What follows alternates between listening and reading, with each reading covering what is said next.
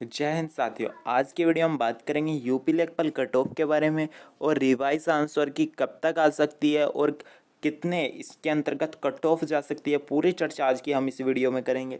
इसके अंतर्गत जो गूगल फॉर हमने डेटा भरवाया है उसके अंतर्गत 7,537 स्टूडेंटों ने पार्टिसिपेट किया। गर्ल्स ने भी किया और बॉयज़ ने भी किया, यानी कि फीमेल और मेल कैंडिडेट दोनों ने इसके अंतर्गत पार्टिसिपेट किया।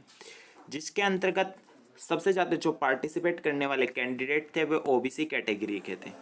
और मैं बात कर लेता हूँ इसके अंतर्गत जो एवरेज मार्क्स बैठे हैं। एवरेज मार्क्स जब तक आपको नहीं पता होगा तब तक आप कट ऑफ का अंदाज़ा नहीं लगा सकते।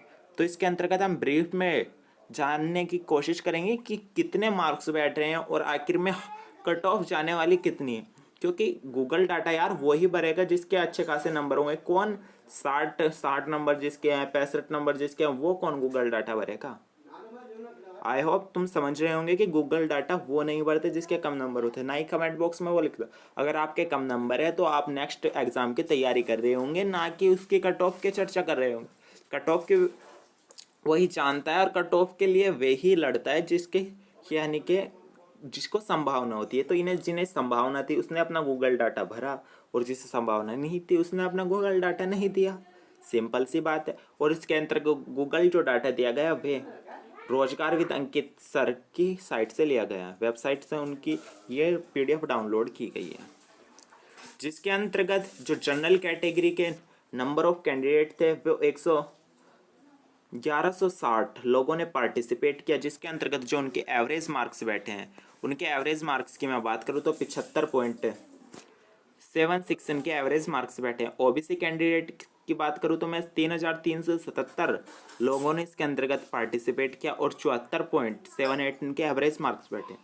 वहीं पर एससी की बात करूँ तो एससी के अंतर्गत 738 लोगों ने पार्टिसिपेट किया और उनके 71.75 उनके एवरेज मार्क्स बैठे। एसटी के अंतर्गत 42 कैंडिडेट ने अपना डाटा भेजा जिसके अंतर्गत 66.45 उनके एवरेज मार्क्स बैठे। पीडब्ल्यूडी की बात करें तो 15 और 17.3 उनके एवरेज मार्क्स बैठे। ईडब्ल्यूएस ने भी अच्छा खासा डाटा दिया है।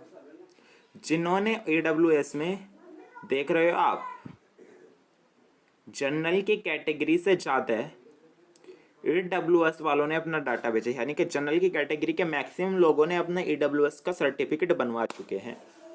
यहाँ पर आपको अमल करने की आवश्यकता हो।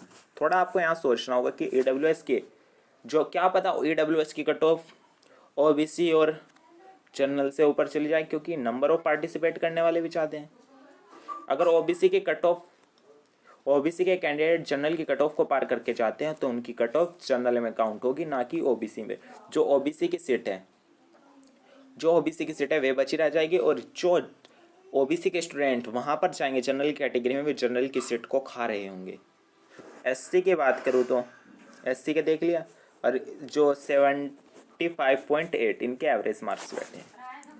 अब फीमेल का ऐसे ही फाइटर मैन है, ऐसे ही है। अब मैं फीमेल की बात कर लेता हूँ। फीमेल के अंतर्गत जो है जनरल कैटेगरी में 280 लड़कियों ने अपने डाटा भेजा जिसके अंतर्गत उनके एवरेज मार्क्स 72.37 बैठे हैं। वहीं पर ओबीसी की लड़कियों की बात करें तो 484, यानी कि यार मेल में भी फीमेल में भी सबसे ज़्यादा जो फॉर्म भरा है वो ओबीसी की साइड ने ही भरा है। 72.49 इनके एवरेज मार्क्स बैठे हैं।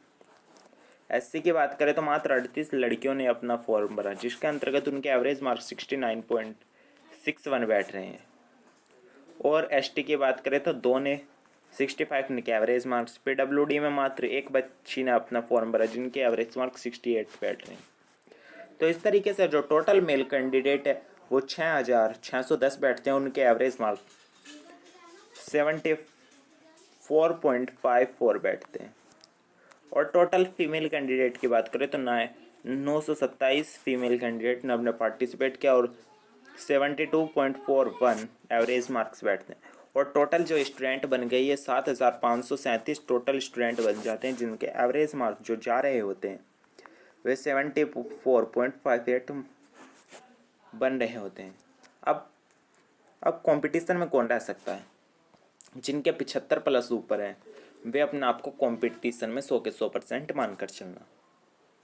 वे आके भगवान की किस्मत है और हमारी किस्मत है, और भगवान की किस तरीके से वो होता है कि हमारे आंसर की में कितने सही हो जाते हैं। रिवाइज आंसर की में जैसे 4-5 क्वेश्चन गलत थे, क्या वे आयोग का फैसला आपके साइड आता है? अगर 4 से 5 क्वेश्चन सही हो जाते जिसके 75 नंबर है, वे 79 से 80 के बीच में पहुंचने के लिए काबिल हो जाते हैं। अब देखना होगा कि रिवाइज आंसर की और जो 80 पे हैं और जिसके वे गलत हो गए मान लिया, वो नीचे भी आ सकता। तो कट ऑफ जो अपने नंबर हाई बता रहे हैं, अभी रिवाइज आंसर की का वेट करना होगा। जब तक रिवाइज आंसर की नहीं आ जाती आप तब तक कुछ नहीं कह सकते। अब बात कर लेते हैं कि आखिर कट ऑफ जाएगी क्या। जैसे कि मैंने पहले भी बताया, जनरल जो कैटेगरी की कट ऑफ है वो 79 से 82 के बीच में ही जाएगी।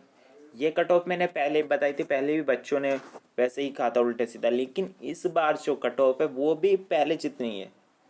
79 से 82 के बीच ही जनरल की कट ऑफ जाएगी। पेपर इजी था, सब जानते हैं पेपर इजी था, वेरी इजी, इससे इजी पेपर नहीं हो सकता, ये मैं भी मानता हूँ। लेकिन इसके अंतर्गत नंबर ऑफ मिस्टेक इतनी हुई कि पेपर इजी पेपर को भी हार्ड बनाना पड़ा, यानी कि वो इजी पेपर ही हार्ड बन चुका क्योंकि इसके अंतर्गत मिस्टेक ही इतनी हुई। छोटी छोटी गलतियां बिचलने की वजह से वह पेपर गलतियों के प्रेशर की वजह से, इसी वजह से जो कट ऑफ है वो थोड़ा नीचे जाने की संभावना है। क्योंकि पेपर हार्ड होता है तो फिर तो कट ऑफ नीचे जाएगी, लेकिन पेपर इजी ज़्यादा ही इजी आ जाए तब भी कट ऑफ नीचे जाती है। क्योंकि बच्चे जो होते हैं काफ़ी हार्ड पढ़ जाते हैं, और जिसने बेसिक पढ़ा होगा उसका इजीली हो जाएगा। लेकिन जो अच्छी खासी 12-14 घंटे की मेहनत कर जा रहे हैं तो वे हार्ड पढ़ते हैं, यानी कि अगर पेपर हार्ड आता तो उनका 100 के 100% सिलेक्शन हो चुका था। अब बात कर लेते हैं जनरल कैटेगरी की, मैंने आपको कट ऑफ बता दी। अब ओबीसी की जो कट ऑफ है वो 78 से 80 के बीच में जाने वाली है। एससी की कट ऑफ की बात करें तो 76 से 78 के मध्य उनकी कट ऑफ रहने वाली है। एसटी की बात करें तो 75 से 77 के बीच एसटी की कट ऑफ जाने वाली। ईडब्ल्यूएस और ओबीसी दोनों की कट ऑफ लगभग सेम ही रहने वाली, 1-2 नंबर का आखिरी फासला आपने को देखने को मिल जाए। तो दोस्तों ये रही यूपी लेखपाल कट ऑफ के बारे में जो विशेष चर्चा होनी थी वे मैंने की थी। अब बात कर लेते हैं कि रिवाइज आंसर की कब तक आ सकती है। तो रिवाइज जो आंसर की है आपके सितंबर के फर्स्ट वीक से पहले आपको रिवाइज आंसर की देखने को मिल जाएगी। सितंबर के पहले हफ्ते में ही आपको रिवाइज आंसर की देखने को मिल जाएगी। क्योंकि जो पैट की कट वो है उसमें तो 18 लाख बच्चों ने अपना पार्टिसिपेट किया था, उसके रिवाइज आंसर की आने को भी मात्र 1 महीने का समय लगा था। इसके अंतर्गत तो 2,10,000 स्टूडेंटों ने ही पार्टिसिपेट किया, तो उन्हें इतना टाइम नहीं लगना चाहिए जहाँ तक मेरा मानना है। तो सितंबर के फर्स्ट वीक तक आपकी रिवाइज आंसर की आ जाएगी।